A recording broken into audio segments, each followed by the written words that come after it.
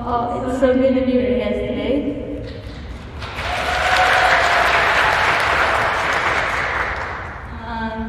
So I wanted to start by saying it wasn't until I was asked to be a preacher here that I realized how much goes into this, between the bulletin, the graders, the music, the worship leaders, the readers, and even your hair and makeup I'm wearing.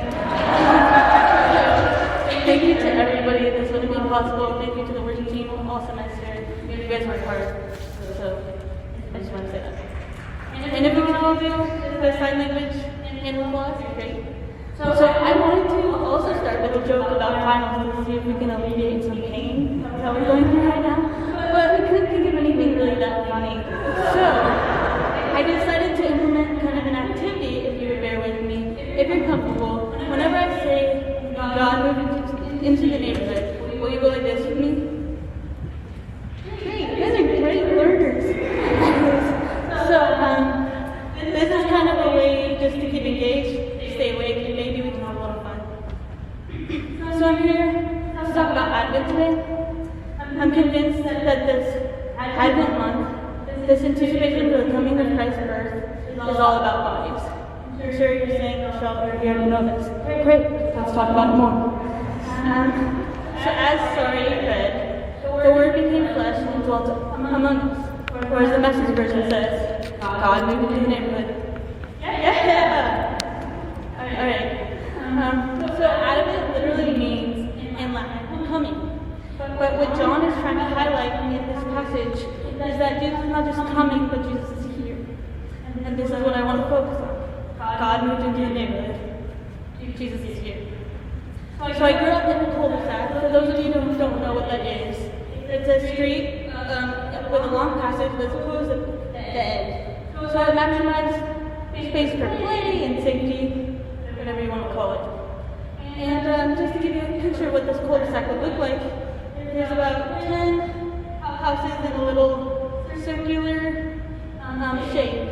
And what would happen on the daily is we would all walk home from school, all 10 of our neighborhood houses. We would go in, throw our backpacks on the ground, and quickly run outside to play. And so here we were. Even my sister, who uses a power wheelchair, would come out with us. And we would take sleds, and we would tie them to the back of her chair, as many as we could. And we would take a train around the whole cul-de-sac, circle after circle, screaming. And this lasted for hours.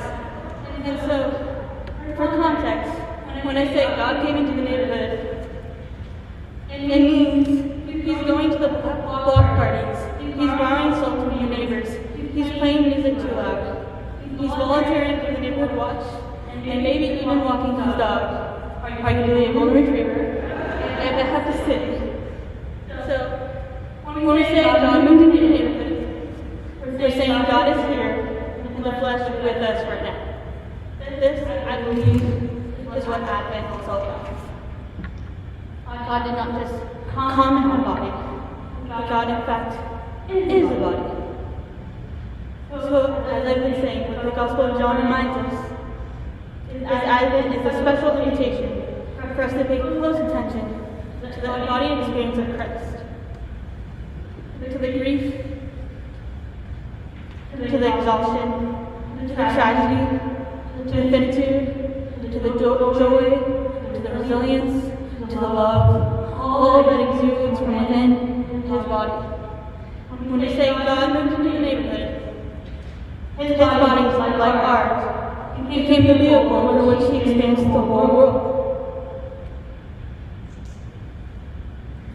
So if I'm honest, growing up, I didn't really think my disabled body mirrored the body of Christ. Because I thought all these narratives from the Western medical system and society, although I believed in God, I didn't really think I looked like Him. Because I came from a tradition that emphasized the hope of heavenly bodies rather than the hope of Jesus' post-resurrection wounds, I didn't really see myself as made in the image of God. Maybe you guys can relate. So what the church and Advent is asking of us is that we slow down, make space for our bodies right now in this moment. feel at home or glorified in my body. And I don't think you should either. John is the only gospel that explains Jesus as the Word of God became flesh. God moved into the neighborhood. The Gospel of John, I argue, is the body gospel. John, Jesus turns water into wine at a party, washes the disciples' feet, wept, spit on the blind man's eyes, and asked Thomas to touch his wounds. Jesus did not have an idealized body, he had an honest body. And this I find to be very good news. Also, I need to give a shout out to Dr. Dean Hill for teaching me all these great things about the Gospel of John. I believe we need this Advent season more than ever. What worked before March 2020 is no longer. We're working. We're exhausted. We're weary. We really need each other. This season of Advent invites us to reimagine the way we flesh. It asks that we turn towards the non-idealized body of Christ, which asks us that we also turn towards the non-idealized body of each other. You can take a second and just look at each other. If you didn't pass them, please.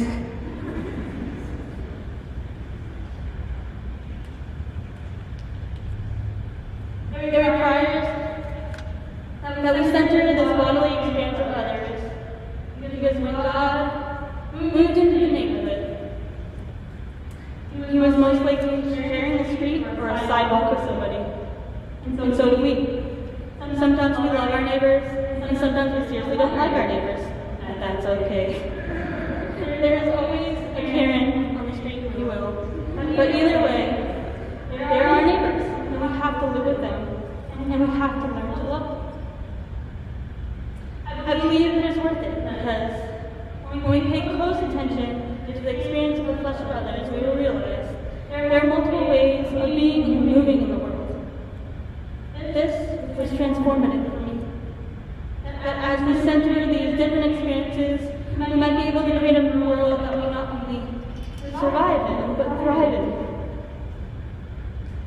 To give a little example of this, this spring I was a hospital chaplain at Brigham and Women's, so shout out.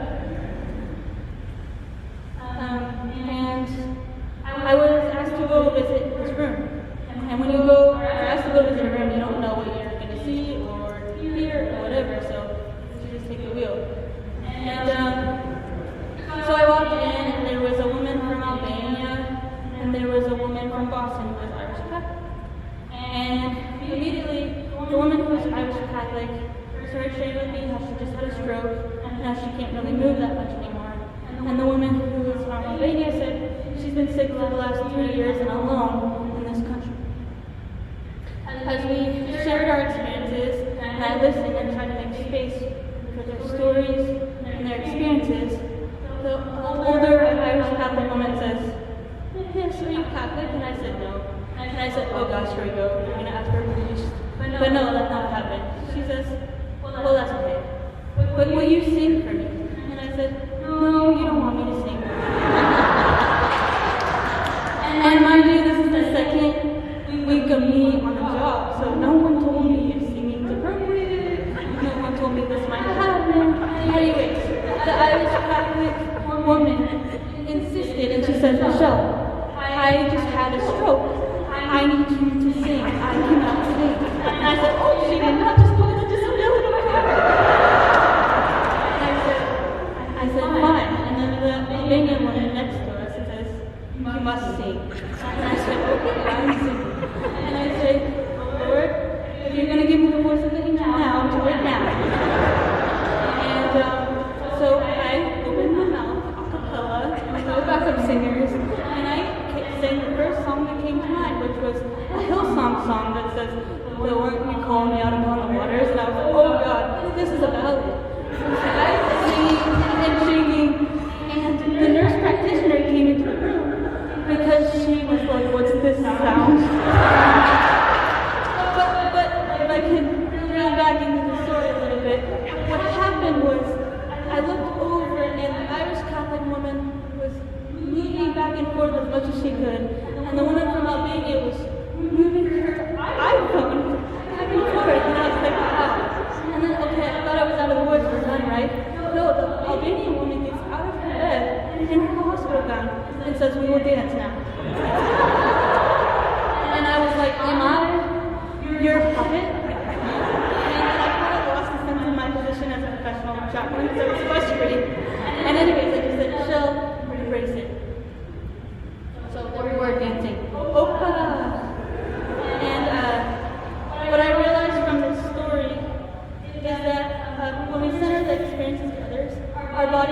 is the extension of one another. And your joy, your resiliency, your love, your tragedy becomes mine. And so in that moment, Irish Catholic Romanian women were my body. And Irish Catholic women in mobility became my mobility, which is crazy to experience. So in order to practice this bodily invitation of Advent, I've asked 4 students if they would share a little bit of what it's like to be in their body right now, and what it is they are learning.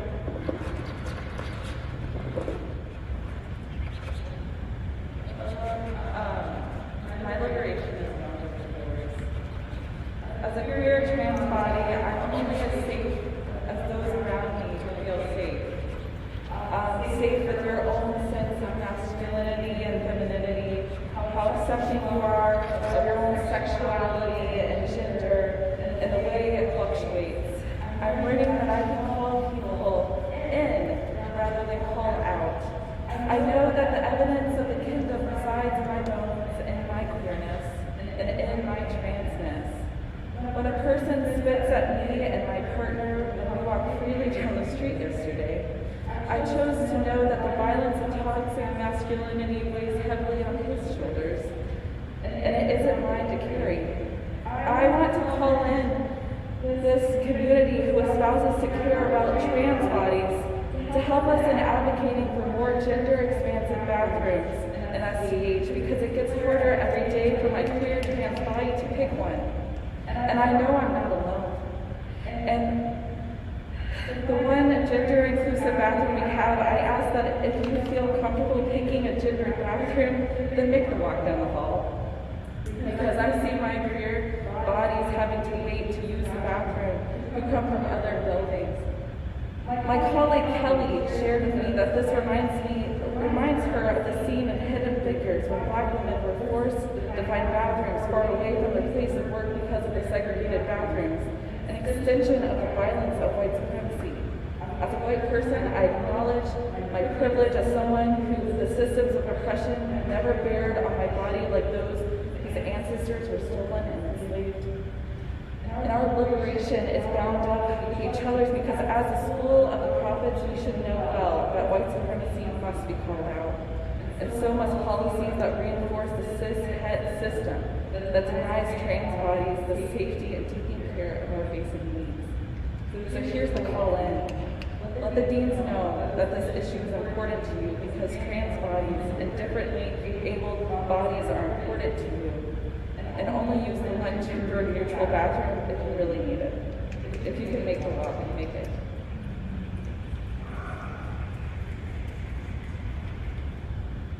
Hi, I'm Ruth. I'm an international student. So as an international student, coming to the States for school has taught me a lot of lessons. And one of the most important lesson is dependency on another human being. I've come to realize that I wouldn't make it to my last semester at SDH for my 2-year program if it wasn't because of the people I encountered specifically at SDH. Don't get me wrong, these people are so different. They think differently than I do. However, celebrating the differences and finding similarities is what I find to have anchored me until today.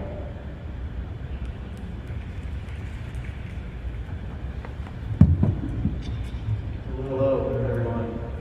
My name is Kellen. I'm a 3rd year MDiv. When I think about my body, when I think about our bodies, I think about Christ moving into the neighborhood and what I'm learning from that. I think about you all, the way that we are in the neighborhood with one another, where we come from so many different places, where we create love for one another, where we are Christ for one another, and asking where we call one another in, not out, loving, caring. That is a practice of our bodies. For us 3rd years, experiencing being together a few years ago, having to leave one another, create online bodily presence with one another, and then return, we feel this. what it means to be together, the power and transformation that happens in bodies together, and then the work that Christ has done online in the meantime. So our bodies matter.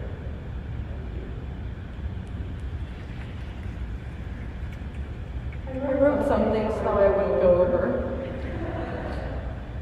When I think about my own body, Amber's body, Amber's Caribbean body, I'm aware that I'm some people's first experience.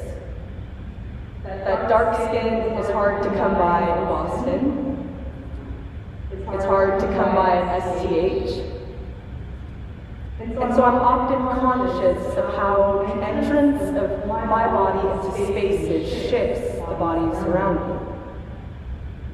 2020, just as Kellen stated, put a spotlight on Black bodies that we can't remove. Black people have been bleeding for a while. Black people haven't been breathing for a while. But now, the world was aware of wounds we weren't all ready to share.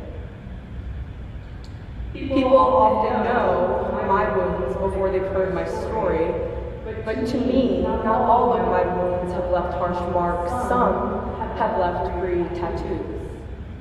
In my body, I'm relearning how it feels to remain true to how my body feels in this moment, and honoring her for all she is capable of enduring and all she is capable of letting go. And so it's in this body that I'm becoming more gentle with myself and more persistent with my own healing journey. This often looks like hot cups of tea, taking moments to write poetry, dancing to Afro beats, laughing extra loudly, and crying often because I believe salt heals all